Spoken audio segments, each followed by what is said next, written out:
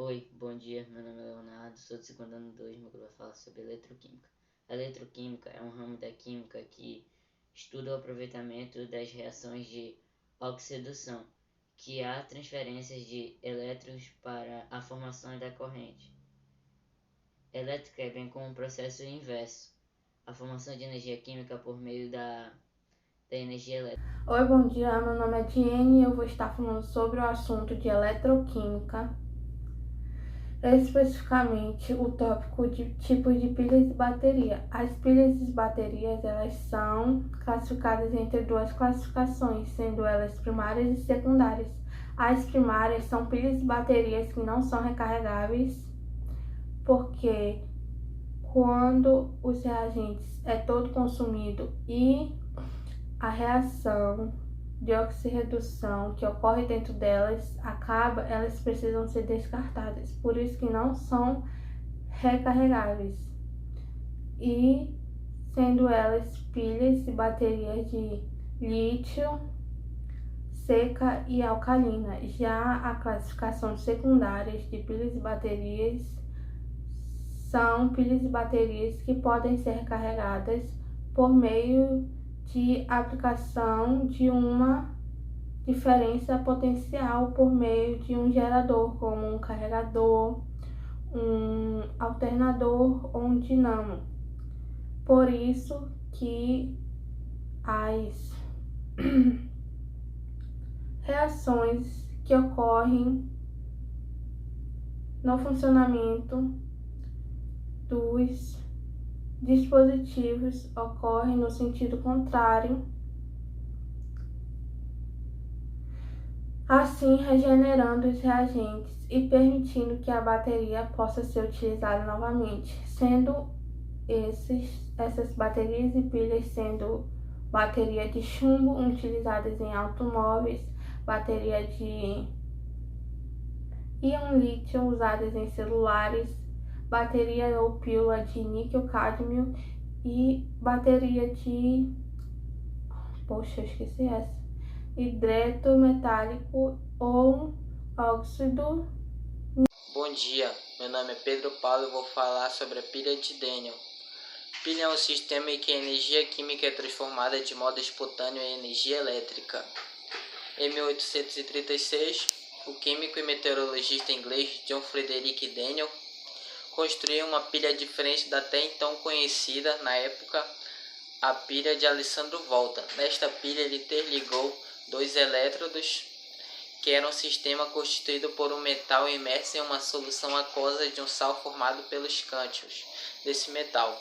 Um dos elétrodos, o elétrodo de cobre, era constituído de uma placa de cobre mergulhada em uma solução de sulfato de cobre. O outro elétrodo era o de zinco, constituído de uma placa de zinco mergulhada em uma solução de sulfato de zinco. Esses dois elétrodos foram interligados por um circuito elétrico que continha uma lâmpada, pois se ela acendesse, indicaria o surgimento de uma corrente elétrica. Além disso, havia uma ponte salina entre elas. Essa ponte era constituída de um tubo de vidro em U, contendo uma solução aquosa concentrada de sal, bastante solúvel, como cloreto de potássio.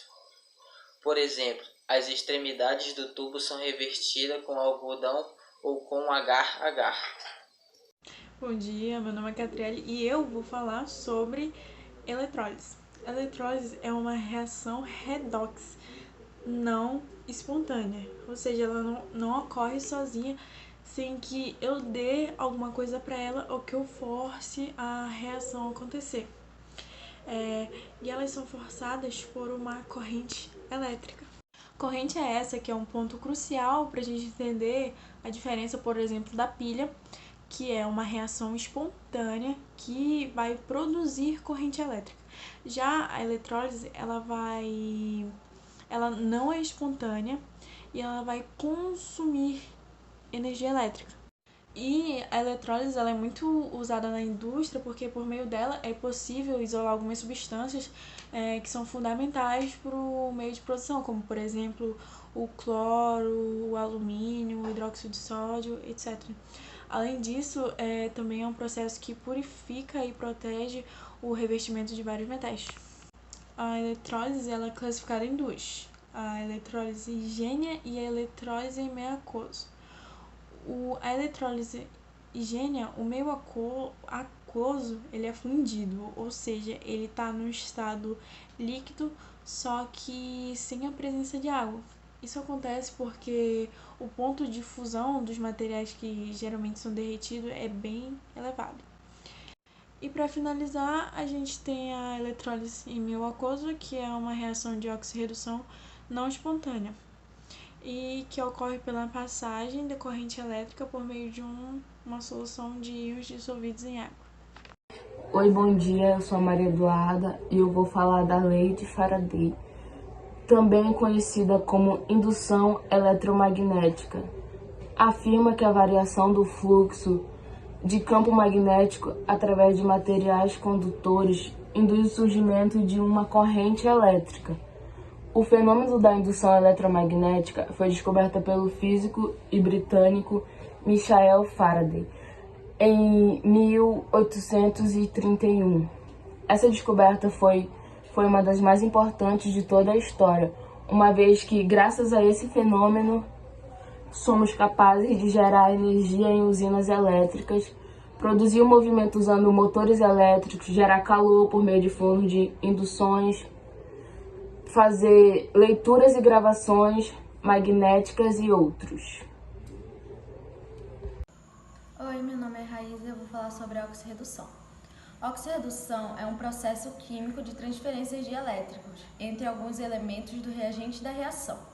O elemento que perde elétrico sofre oxidação, enquanto o elemento que ganha elétrico sofre redução. O agente oxidante é a substância química que causa oxidação. O agente redutor é a substância química que causa redução. Não ocorre oxidação sem que ocorra redução. Tais processos são simultâneos. Uma reação química pode ser balanceada pelo método de oxirredução baseando-se no princípio da conservação da carga. As reações do redox estão presentes na fotossíntese, na combustão, na corrosão, além de outros processos.